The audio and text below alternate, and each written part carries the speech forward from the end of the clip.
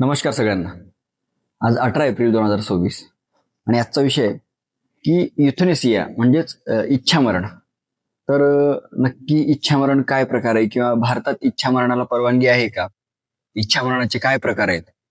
आणि रिसेंटली सर्वोच्च न्यायालयाने एका अपिलामध्ये एका व्यक्तीच्या इच्छामरणाला परवानगी दिलेली आहे. तर नक्की एकूण काय प्रकार होता हे आपण आजच्या व्हिडिओमध्ये समजून घेऊ. 12 मार्चची घटना आहे. सर्वोच्च न्यायालयाचं जे खंडपीठ होतं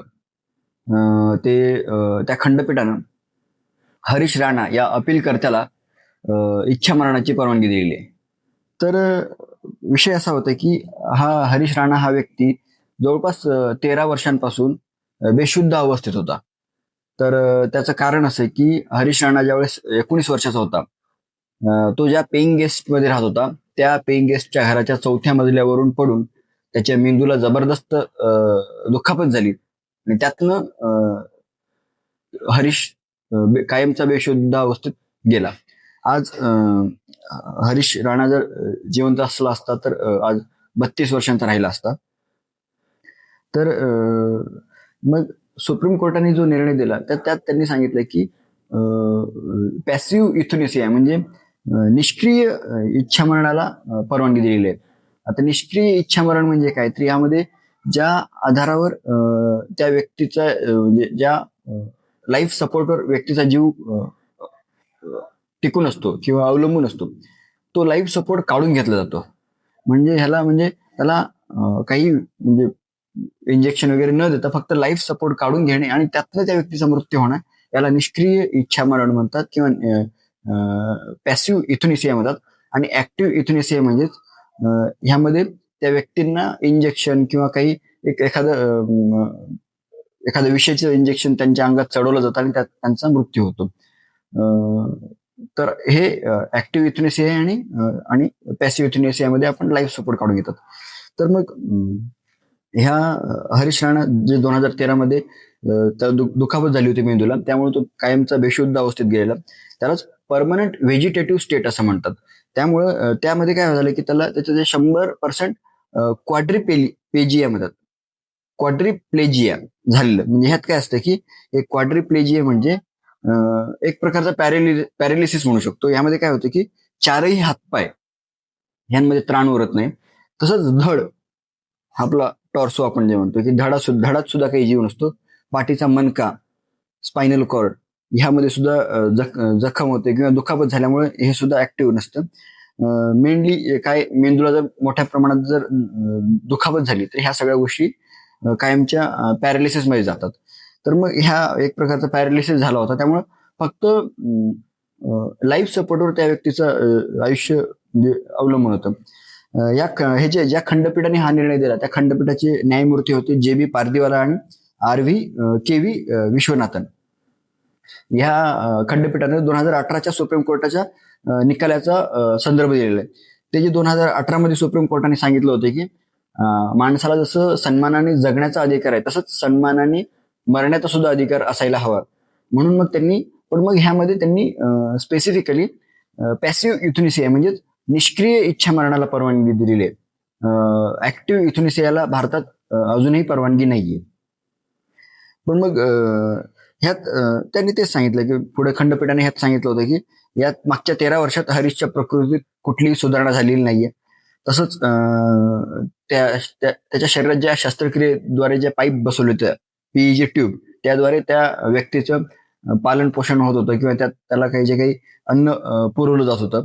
नंतर पुढे त्यांनी सांगितलंय की हा जो राणा आहे त्याचं झोप आणि जागण्याच्या चक्रातून तो जातोय, परंतु तो कुठल्याही प्रक्रियेसाठी तो प्रतिसाद देत नाहीये. तो तसंच त्याच्या ज्या बेसिक गरजा आहेत स्वतःच्या देखभालीच्या, त्यासाठी सुद्धा त्याला इतरांवर अवलंबून राहायला लागतंय.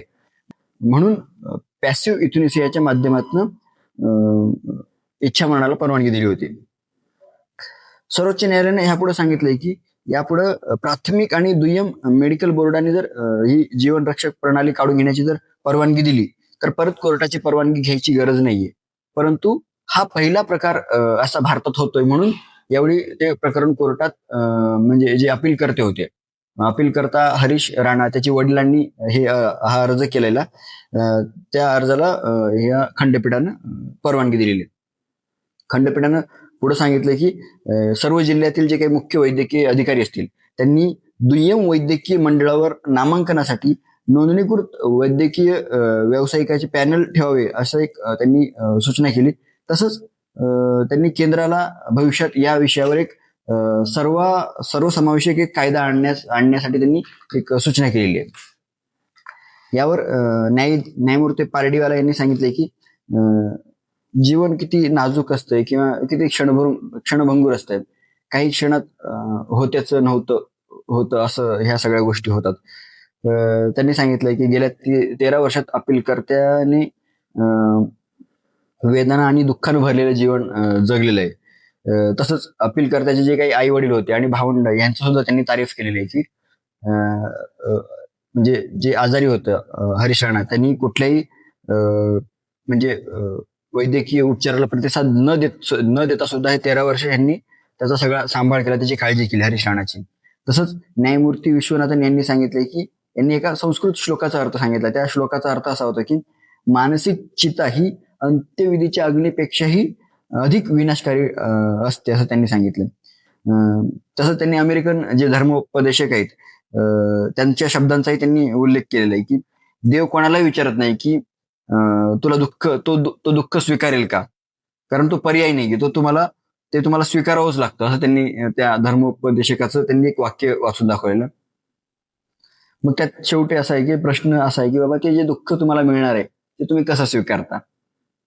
ह्या सगळ्या गोष्टी त्यांनी सांगितलं की ही जी सगळ्या घटना झाली त्या घटना हा जो काही निकाल देत होते त्यावेळी जे उपस्थित होते त्यांनी सांगितलं की पारडीवाला जे होते हा जो निकाल देत असताना पारडीवालांच्या डोळ्यात सुद्धा अश्रू आले होते की बऱ्याचदा कसं असतं की माणूस फक्त डोळ्यासमोर असणं सुद्धा खूप मोठा एक आधार असतो. आम्हाला म्हणजे आमच्या वाड्यात पण अशी एक गोष्ट घडलेली की बाबा आमचे चुलत मोठे काका त्यांच्याही मेंदूला काहीतरी आजार झाला होता किंवा मेंदूचा काहीतरी प्रॉब्लेम झाला. त्यांना खूप साऱ्या गोष्टी आठवत नव्हत्या किंवा एकंदरीत शरीरावरचं कंट्रोल सुटलं होतं. ते हळूहळू सुरुवातीला त्यांनी हातात काठी घेतली पण मग नंतर त्यांना काहीच जमेना झालं स्वतः गोष्टी करायला. सगळ्या गोष्टी घरच्या थ्रू कराव्या लागत होत्या. तर मग अशा वेळी एक डोळ्यासमोर जरी तो व्यक्ती असला तरी एक मोठा आधार असतो, पण मग त्या व्यक्तीचं कायमच्या आपल्या आयुष्यातून निघून जाणं हे खूप मोठी घटना असते. असं म्हणजे हे माझं एक्झाम्पल मी तुम्हाला सांगितलं. आता हे आपण पॅसिव्ह युथनेसियाचं उदाहरण बघितलं.